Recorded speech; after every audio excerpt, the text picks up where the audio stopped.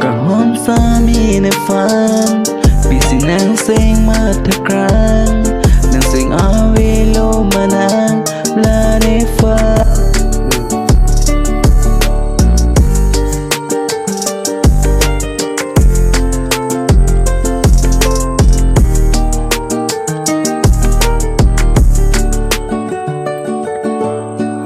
chú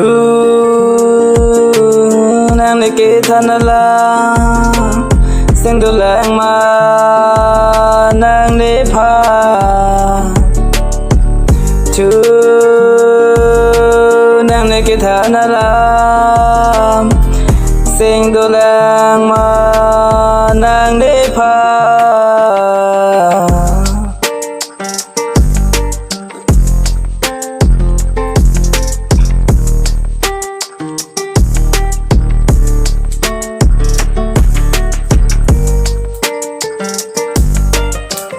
yeah.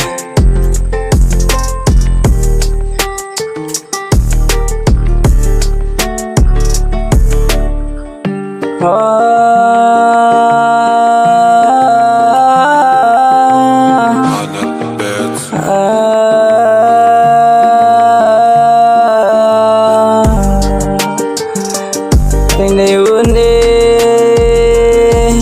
nên nàng phan càng ho nàng mơ màng tình này uốn đi nên nàng phan càng ho nàng mơ màng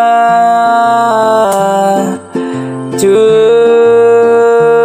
nàng kia tha na la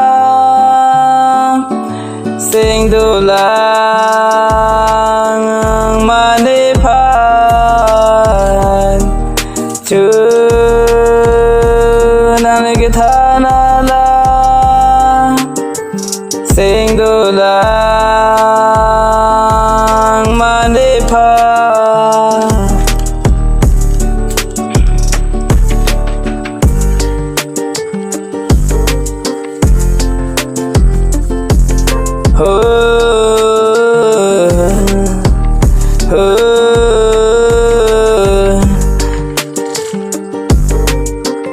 sa mi nên nàng phanถึงจะได้นิวอีกังฮอน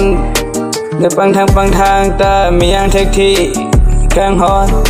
นางพันจะดีดำสีจะปานีมังมุนเลยแท็กดำนางภาษี